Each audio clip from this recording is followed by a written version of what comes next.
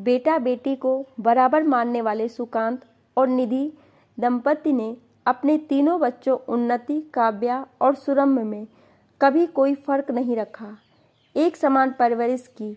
यही कारण था जब बड़ी बेटी उन्नति ने डेंटल कॉलेज में प्रवेश लेने की इच्छा जाहिर की तो पापा, ऐश्वर्या डेंटल कोर्स करने के लिए चीन जा रही है।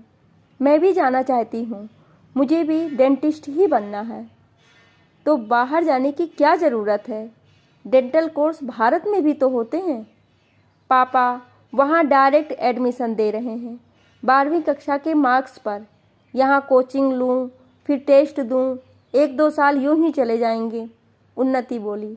पर बेटा, पर वर कुछ नहीं पापा, आप ऐश्वर्या के पापा से बात कर लीजिए, मैं उनका नंबर मिला देती हूँ। उन्हें सब पता है, वे अपने काम के सिलसिले में अक्सर वहाँ जाते रहते हैं। सुकांत ने बात की। फीस बहुत ज़्यादा थी, अतः वे सोच में पड़ गए। एजुकेशन लोन भी मिलता है जी आजकल बच्चों को विदेश में पढ़ने के लिए। पढ़ने में भी ठीक ठाक है, पढ़ लेगी तो दांतों की डॉक्टर बन जाएगी। निधि भी किचन से हाथ पोंछते हुए उनके पास आ गई थी।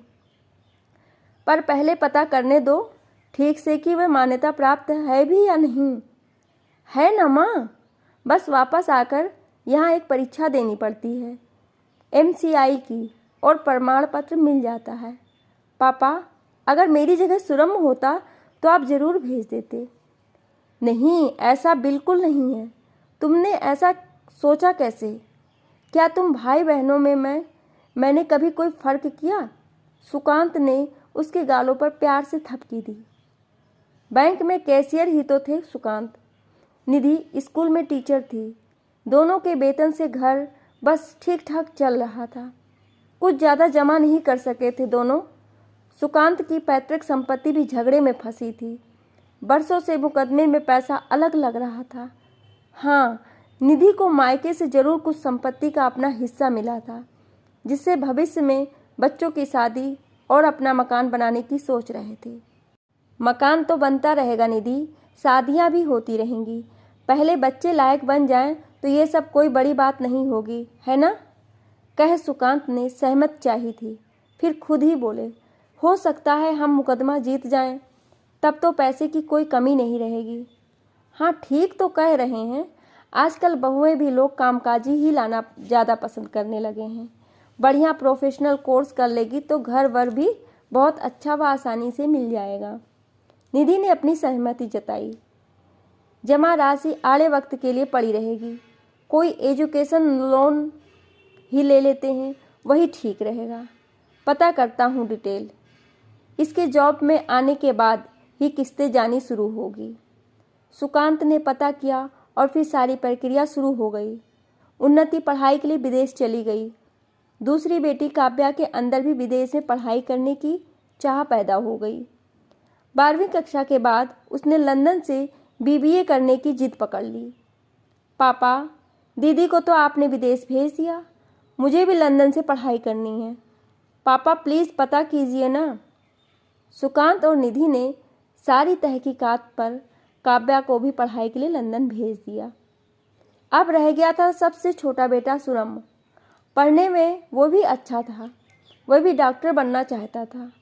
मगर घर का खर्च देखकर उसका ख्याल बदलने लगा कि माता पिता कहाँ तक करेंगे। साल 6 महीने बाद PMT परीक्षा में सफल भी हुआ तो 4 साल MBBS की पढ़ाई, फिर इंटर्नशिप, उसके बाद MD या MS। उसके बिना तो डॉक्टरी का कोई मतलब ही नहीं। फिर अब मम्मी पापा रिटायर भी होने वाले हैं। कब कमा पाऊँगा, कब उनकी मदद कर पाऊँगा? 2 लोन पहले ही उनके सिर पर है। मुझे कुछ जल्दी पढ़ाई करके पैसा कमाना है। फिर उसने अपना स्ट्रीम ही कॉमर्स कर लिया। 12वीं कक्षा के बाद उसने CA की प्रवेश परीक्षा पास कर ली। स्टूडेंट लोन लेकर उसने अपनी CA की पढ़ाई शुरू कर दी। दिन में पढ़ाई करना और रात में कॉल सेंटर में जॉब करने लगा।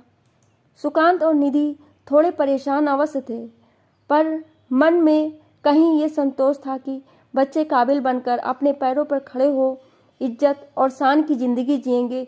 इससे बड़ी और बात क्या होगी उनके लिए। सुकांत रिटायर होकर किराए के मकान में आ गए थे।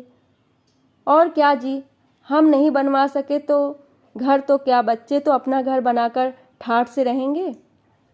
एक दिन निधि बोली, अब आगे होता है क्या, पार्ट 2 में देखिए।